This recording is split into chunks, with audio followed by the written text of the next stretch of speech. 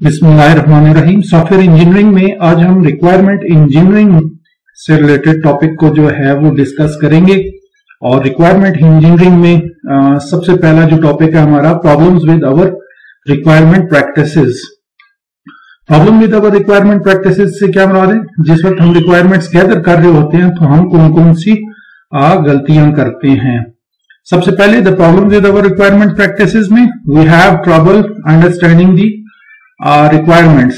जब हम requirements gather कर रहे होते हैं तो हम रिक्वायरमेंट्स जो हैं वो अंडरस्टैंड नहीं कर पाते। That we do acquire from the customer, और जो हम कस्टमर से रिक्वायरमेंट्स गैदर करते हैं हम उनको ट्रबल हमें होती है उनको अंडरस्टैंड करने में, और फिर हम एम्बिगुअस टाइप की जो रिक्वायरमेंट्स है वो गैदर कर लेते हैं जो लेटर ऑन प्रॉब्लमेटिक होती हैं। We often record requirements in disorganised manner. हम जो रिक्वायरमेंट्स गैदर करते हैं वो रिक्वायरमेंट्स जो है वो ऑर्गेनाइज नहीं होती, एक दूसरे के साथ लिंक नहीं होती, और लेटर ऑन हमें फिर जो है वो डिसऑर्गेनाइज्ड मैनर में जो रिक्वायरमेंट्स गैदर हुई होती हैं वो फिर हमारे लिए प्रॉब्लम क्रिएट करती हैं। We spend for too little time verifying that we do record. एक और बहुत बड़ा प्रॉब्लम है कि जब हम रिक्वायरमेंट्स गैदर कर लेते हैं तो फिर हम रिक्वायरमेंट्स को वेरीफाई करने पे टाइम जो है वो नहीं लगाते हैं। हमें वो रिक्वायरमेंट्स जो हम गैदर करते हैं हमें जो स्टेक होल्डर्स हैं उनसे वो रिक्वायरमेंट वेरीफाई करवानी चाहिए ताकि लेटर ऑन जो है उनके अंडरस्टैंडिंग में कोई इश्यू ना हो। We allow change to control us rather than establishing mechanism to control change. We allow change to control us. With the passage of time जो कुछ प्रोजेक्ट में चेंजिंग जिस तरह की भी चेंजिंग आती है उन चेंजिंग में जो है वो प्रोजेक्ट पे काफी ज्यादा वो चेंजिंग जो है मैकेनिज्म पे इफेक्ट डालती है। तो चेंज जो है वो हमें कंट्रोल कर रही होती है, ना कि हम चेंज को कंट्रोल कर रहे होते हैं। Most importantly, we fail to establish a solid foundation for the system or software that user wants to build. और सबसे अहम चीज कि हम वो बुनियाद ही प्रॉपर तरीके से सॉफ्टवेयर को एस्टेब्लिश करने की कि जो यूजर चाहता है कि वो क्या बनवाना चाहता है, तो वो बुनियाद ही हम जो है वो गलत रख देते हैं। उसके बाद नेक्स्ट जो हमारे पास प्रॉब्लम्स हैं वो मेनी सॉफ्टवेयर डेवलपर्स अर्ज दैट। बस जो सॉफ्टवेयर डेवलपर्स होते हैं वो उनको ऐसा काफी ज्यादा डेवलपमेंट का अगर शौक है तो वो रिक्वायरमेंट्स गैदर प्रॉपर होने के बजाय डायरेक्ट जो है वो डेवलपमेंट स्टार्ट कर देते हैं। तो डेवलपमेंट जब वो स्टार्ट कर देते हैं तो वो फिर लेटर ऑन प्रॉब्लमेटिक होती है। Building software is so compelling that we want to jump right to before having a clear understanding of what is needed.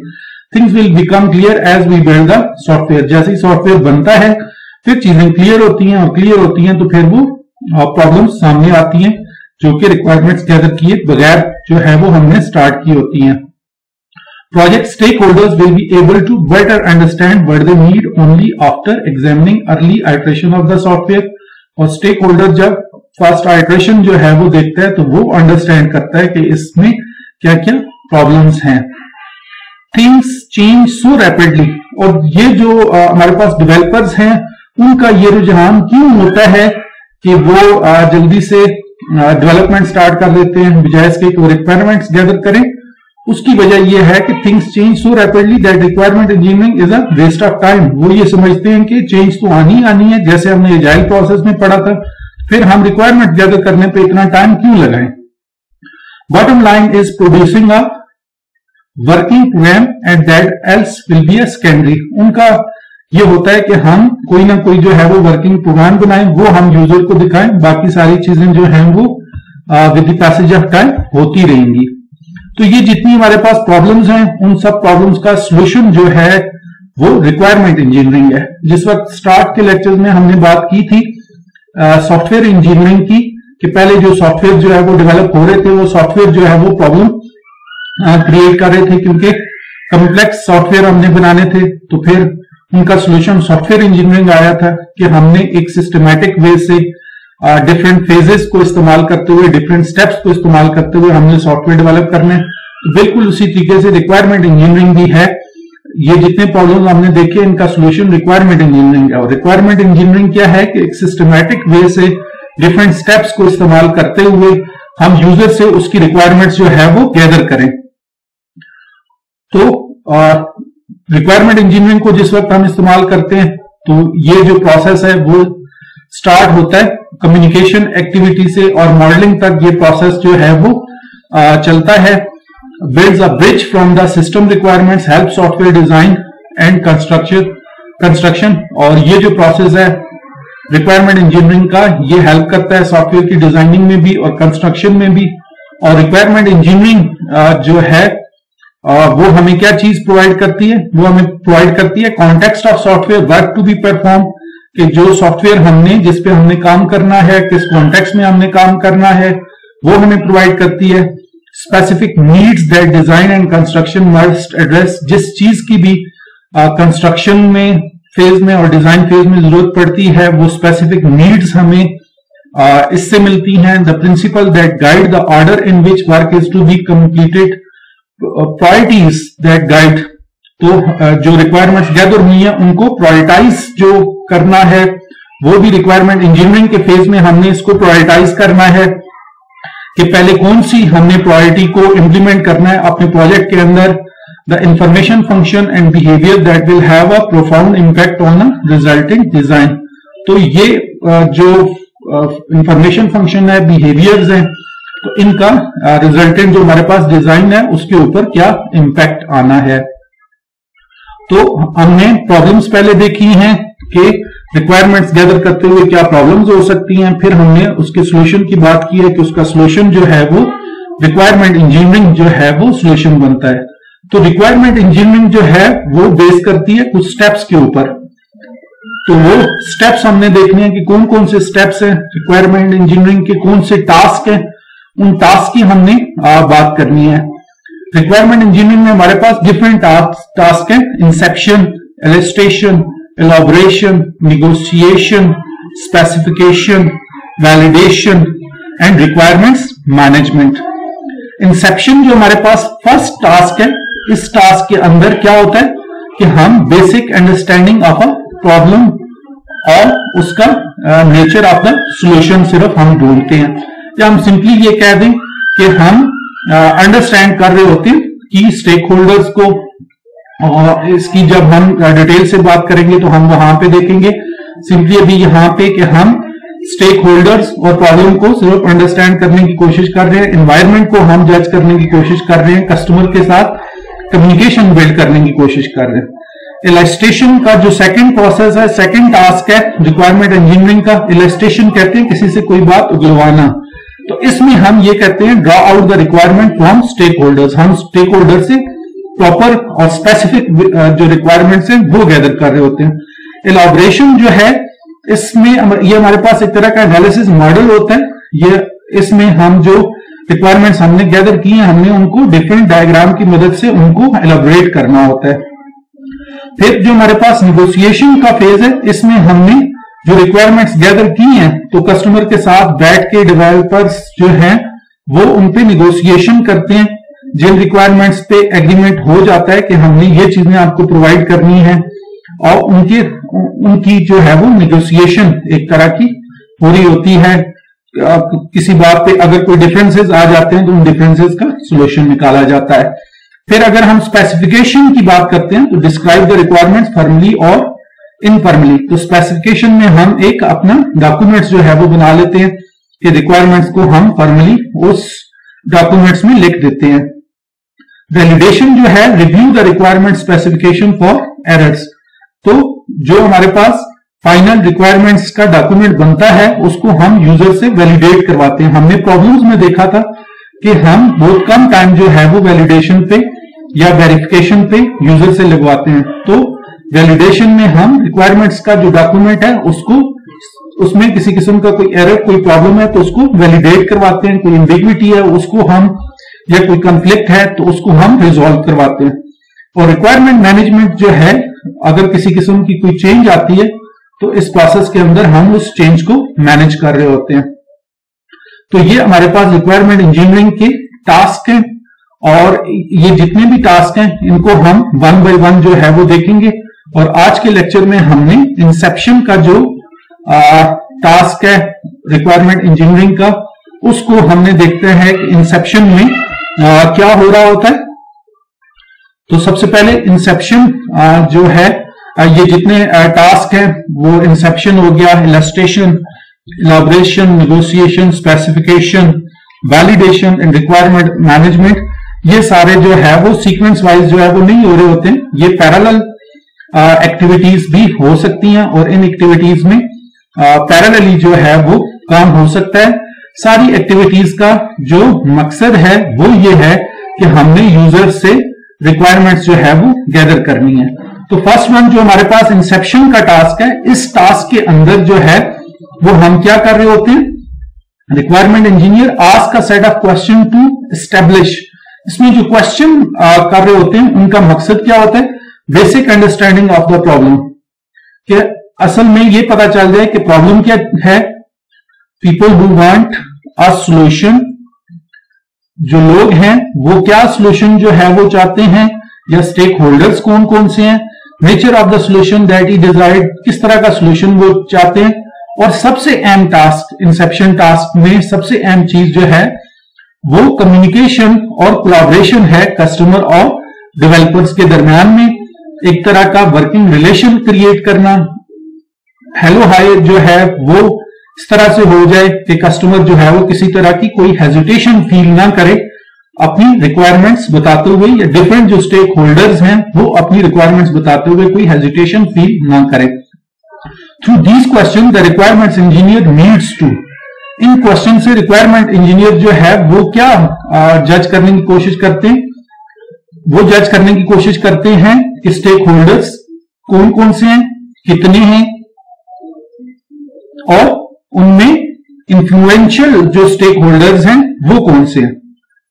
Multiple view points जो हैं वो देखते हैं, वर्क टुवर्ड्स कोलैबोरेशन वो जज कर रहे होते हैं, break the ice and initiate the communication, और कस्टमर और जो डेवलपर्स हैं उनके दरमियान में कम्युनिकेशन जो है वो एक राब्ता बनाने की कोशिश करते हैं।